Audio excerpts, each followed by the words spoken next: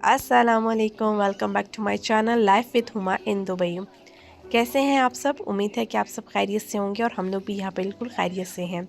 ये Sunday evening की video है। यहाँ घर के करीब में ही हमारे पार्क था। हम मोस्टली इस पार्क में बहुत जाया करते हैं। मुझे ये पार्क बहुत ज़्यादा पसंद है। थोड़ा सा सिटी से हट के है, लेकिन बड़ा पीसफुल सा इन्वायरमेंट है यहाँ का। ये ट्यूसडे की वीडियो है। मंडे को मैंने गैप लिया था क्योंकि मैंने आपसे पहले ही वीडियो में शेयर किया था कि मेरी थोड़ी सी तबीयत अब चल रही थी, ज़ुकाम था और गला ख़राब था। मैंने पार्टी में गोलगप्पे खा लिए थे जिसकी वजह से मेरा थोड़ा सा गला ख़राब हो गया था। तो ये ट्यूसडे का दिन था।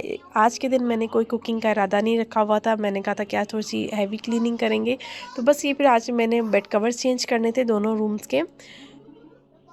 बेडशीट मैं वीक में एक दफ़ा चेंज करती हूँ क्योंकि बेड पे इतना बैठना होता नहीं है, तो इसलिए इतने गंदे नहीं होती शीट्स। लेकिन फिर भी बच्चों के साथ है तो फिर बच्चों के साथ गंदी हो ही जाती है, लेकिन फिर भी मैं इसको वीक में एक दफ़ा चेंज कर लेती हूँ। बेड कवर्स चेंज करने के बाद मैंने वैक्यूम किया था। सिर्फ़ और सिर्फ क्लीनिंग के बाद 10 से 15 मिनट तक मुझे अपना घर बहुत ज़्यादा अच्छा लगता है, लेकिन 10 से 15 मिनट के बाद जो बच्चे इसका हशर करते हैं उसको जो है ना वही अंडरस्टैंड कर सकते हैं जिनके घर में बच्चे हैं। तो बस वैक्यूम किया मैंने। वैक्यूम करने के बाद एक रूम को मैंने फुली क्लीन कर लिया था। अभी भी आप देख रहे हैं कि बेड के ऊपर सुफियान के सारे टॉयस जो है वो वैरायटी पड़ी हुई है, और वो मुझसे बोल रहा था कि कब आपकी क्लीनिंग फिनिश होगी, तो कब मैं नीचे कारपेट पे खेलूँगा। तो मैंने उसे कहा था कि बस मुझे 5 मिनट्स दे दो, ये जैसे क्लीनिंग फिनिश होगी तो फिर आप अपना ये पूरा जो है स्टफ़ टॉयस का नीचे ले आना। आज मेरा इरादा था कि मैं अपनी ये जो वार्डरोब है उनकी मिरर भी क्लीन करूँगी, क्योंकि बच्चे आते जाते उस पर हाथ लगाते हैं तो बहुत ज़्यादा वो ग्रीसी हो रहे थे। तो मैंने आज अपना मिरर को भी क्लीन करने का इरादा किया था।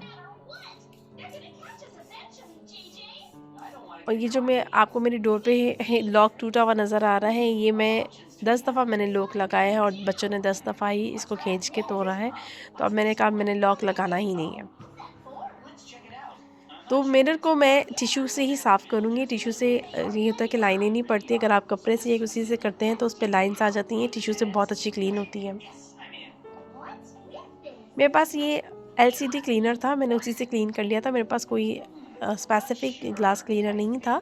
एलसीडी क्लीनर पड़ा हुआ था तो मैंने उसी से क्लीन कर लिया था। या फिर आप इसको विनेगर से भी, प्लेन विनेगर से भी आप इसको क्लीन कर सकते हैं। अगर प्लेन विनेगर भी ना हो तो आप सिंपल जो है वाटर में आप न्यूज़पेपर्स डिप करके तो आप न्यूज़पेपर से भी क्लीन कर सकते हैं मिरर। उसके बाद आप ड्राई अगर न्यूज़पेपर उसके ऊपर वाइप करेंगे तो बहुत अच्छे से क्लीन हो जाएगा। ये दोनों सेपरेट सेपरेट रूम में बैठे हुए थे। आपको बैक साइड पे हमदान नज़र आ रहा होगा। इस रूम में हमदान नर्सरी राइम्स देखता है और सुफियान जो है वो अपनी फेवरेट फिल्म्स देखता है, मूवीज़ फिल्म देखता है। तो बस इन दोनों की चॉइस की वजह से ये दोनों सेपरेट सेपरेट रूम में बैठ के अपनी चॉइस के ही जो है वो प्ले करते हैं कार्टून।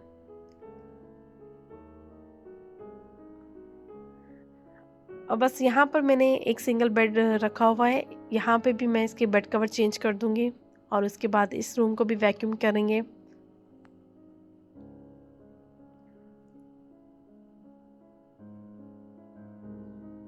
मैंने एक्चुअली बेडशीट के नीचे नॉट बांधी होती है ताकि ये जो है बेड कवर स्लिप ना हो, खिसके ना, तो इसलिए जो है ना इसमें थोड़ा सा टाइम लगता है। तो मैं इसकी भी बेड कवर की भी नोट को आपस में बांध रही हूँ।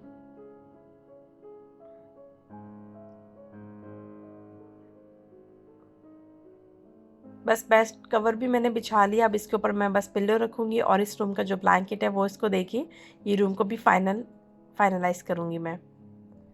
उसके बाद बारी आएगी वैक्यूम की। मैं मोस्टली मॉर्निंग में नाश्ते के बाद अपनी क्लीनिंग को भी डन कर लेती हूँ।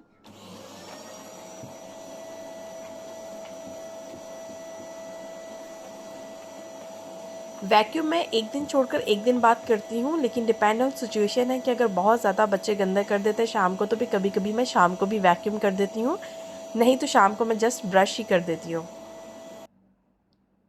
बच्चों वाला घर है तो इसलिए बहुत ज़्यादा गंद पड़ जाता है। अगर बच्चे कभी चिप्स वगैरह खाते हैं तो वो ब्रूम नहीं होते, तो फिर मुझे वैक्यूम ही करना पड़ता है।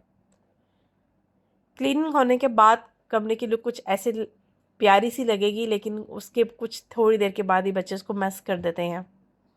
उसके बाद ये लॉन्ड्री भी मेरी इकट्ठी हो गई थी, मैंने कहा लॉन्ड्री भी वॉश कर लेती हूँ साथ ही। और उसके बाद मैंने अपने बालों के लिए एक केराटिन क्रीम बनाई थी। इसमें मैंने एक अंडा लिया था और उसकी यॉक को मैंने सेपरेट कर लिया था, और वाइट जो होता है सफ़ेदी, उसके साथ मैंने ये केराटिन क्रीम बनाई थी। इसमें मैंने कोकोनट ऑयल डाला था और एलोवेरा जेल डाली थी। एलोवेरा जेल मेरे पास जो रेडीमेड है मैंने वही इसमें ऐड की थी, अगर मेरे पास फ्रेश होती तो डेफिनेटली मैं इसको प्रेफर करती। ये चीज़ें इसके अंदर ऐड करके मैं इसकी अच्छी सी स्मूदी बना लूँगी, क्रीम सा इसका एक टेक्सचर आ जाएगा। अपने हेयर और स्किन का ख्याल लाजमी रखना चाहिए हर किसी को, क्योंकि हेयर और स्किन को आप जितना टाइम देते हैं वो आपको उतना ही अच्छा रिजल्ट देती है। तो मैं भी मोस्टली कभी कभी स्किप कर देती हूँ, लेकिन फिर जब मैं ठान लेती हूँ कि नहीं मुझे आज अपनी स्किन का या अपना हेयर का करना है, तो फिर मैं करके ही इसको छोड़ती हूँ। तो आज मैंने काफ़ी दिनों से मैं अपने हेयर के बारे में सोच रही थी कि मुझे हेयर को कुछ प्रोटीन ट्रीटमेंट करना है। तो मैंने सोचा था कि मैं लास्ट में करूँगी, तो फिर मैंने कहा आज कुकिंग का अगर कोई डे नहीं है तो फिर आज अपने हेयर की भी हम लोग इसी तरीके से प्रोटीन बनाएंगे। और एंड पे जो जितना थोड़ा सा ये स्मूदी रह गया था उसके ऊपर मैंने कंडीशनर डाला था, और ये जो मेरे बालों के एंड की जो रह जाती है ना, जिसे आप कहने के नोकें रह जाती हैं, उसके ऊपर मैंने ये लगाया था, और ये बहुत अच्छा कंडीशनर के साथ इसका रिजल्ट आता है। ये नेक्स्ट डे वेडनेसडे की वीडियो थी। बच्चों ने कहा था कि हलवा पूरी खानी, तो मैंने जो हमारे बिल्डिंग के डाउन में ही रेस्टोरेंट है वहाँ से हलवा पूरी ऑर्डर की थी, लेकिन किसी काम की नहीं थी। मैं इसको रिजेक्ट ही करूँगी, जब भी इनसे मंगवाई हलवा पूरी इतनी कोई ख़ास नहीं निकली हलवा पूरी।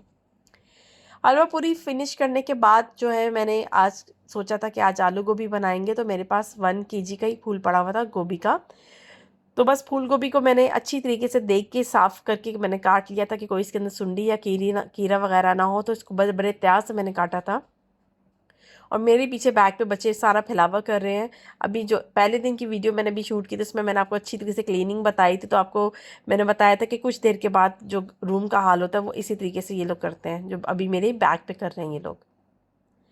तो बस खाना पकाने के बाद मुझे दोबारा से ही क्लीनिंग करनी थी, जो कि ये रूटीन का ही वर्क है जिसमें कभी छुट्टी नहीं मिलती।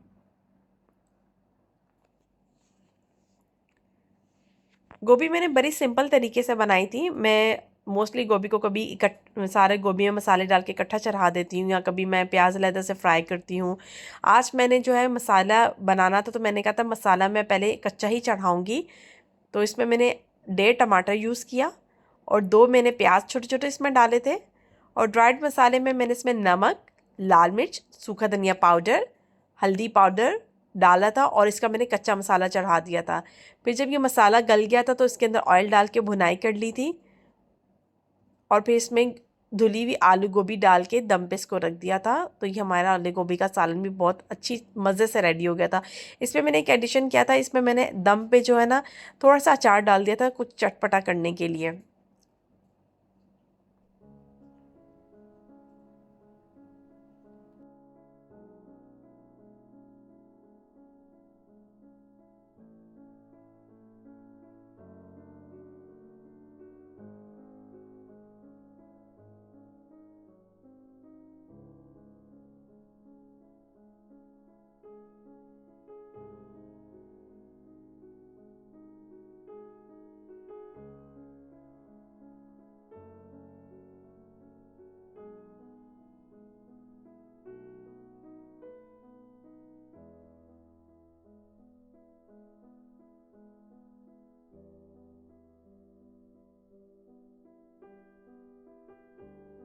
यहाँ बस इसमें तेल डाल के जब इसका मसाला रेडी हो गया था, इसमें धुली हुई मैंने आलू गोभी डाल दी थी, और उसके बाद मैंने इसको थोड़ा सा पानी डाल के इसको हल्की आंच पे रख दिया था, और आलू भी मेरे गल गए थे और गोभी भी मेरी गल गई थी। बिल्कुल दम पे मैंने इसको पकाया था। और इसके ऊपर फिर मैंने दम पे कसूरी मेथी डाली थी, हरी मिर्चें डाली थी और गरम मसाला डाल दिया था मैंने, और इसको फिर दम पे रख दिया था। और मेरी इस तरीके से आलू गोभी रेडी हो गई थी। जैसे कि मैंने बताया था, मैंने थोड़ा सा इसमें अचार का एडिट किया था कि ताकि थोड़ा सा चटपटा सा फ्लेवर है, अचारी फ्लेवर आए, और वाकई बहुत अच्छा आया था। और फिर कुछ आलू गोभी मेरी इस तरीके से रेडी हुई। और उसके बाद फिर मैंने बच्चों को पराठे के साथ बना कर दिए, और साथ में मैंने पुदीने का रायता बनाया था और सैलड बनाया था। तो ये वाला टास्क भी मेरा डन हो गया था। उसके बाद शाम को हमें जाना था सुफियान की बुक्स वगैरह ख़रीदने के लिए। जैसे कि यहाँ पर स्कूल ओपन हो गया, समर वेकेशन फिनिश हो रही है, तो बस स्कूल के कुछ ड्यूज़ थे वो क्लियर करवाने थे। हम बस स्कूल पहुँचे, और स्कूल पहुँचने के बाद हमने ड्यूज़ क्लियर करवाने के बाद सुफियान की जो बुक्स थी वो परचेज़ की सारी। अभी पूरा ये जो वीकेंड है लास्ट, वो पूरा स्कूल की प्रिपरेशन में ही चल रहा है। और यहाँ पर सुफियान कुछ ऐसे हो रहा था कि ये बुक्स का बहुत ज़्यादा वेट है मम्मा, ये है। मैंने कहा जितना वेट है ये उठाना भी है, उतना बेटा आपने पढ़ना भी है। ये नेक्स्ट थर्सडे की वीडियो थी। आज का मेरा लंच मैंने डिसाइड किया था कि मैं आज जो है मटन की वाइट कढ़ाई बनाऊंगी।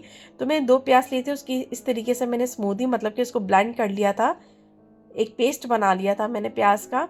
और इसको बिल्कुल ना तो जलाना है ना तो इसको ब्राउन करना है। जैसे ये ट्रांसलूट हो जाएगा तो इसके अंदर अदरक लहसुन का पेस्ट डालूंगी मैं। और उसके बाद इसमें जस्ट मैं मटन डालूंगी। मटन मेरे पास हाफ केजी था, हाफ केजी मैंने इसमें मटन ऐड किया। और मटन की भुनाई करने के बाद इसमें थोड़ा सा नमक डालूंगी, और काली मिर्च के दाने मैंने इसमें डाले। और इसमें मैंने खड़े गरम मसालों में जो है मैंने डाले थे दालचीनी के टुकड़े और काली मोटी इलायची और सूखा धनिया पाउडर डाल के मैंने भुनाई की इसकी। और उसके बाद पानी डाल के मैंने इसको प्रेशर लगा दिया था, गोश्त अच्छी तरीके से गल जाए। और उसके बाद जस्ट इसमें मैंने दही डाला था, काली मिर्च का पाउडर डाला था, और वाइट पेपर भी मैंने इसमें ऐड किया था, और इस हरी मिर्च का पेस्ट भी मैंने इसमें ऐड किया था। और ये बहुत मज़े की बनी थी। और एंड पे मैंने इसको कोयले का स्टीम दिया था। तो ये बड़ी मज़े की बनी थी ये कढ़ाई।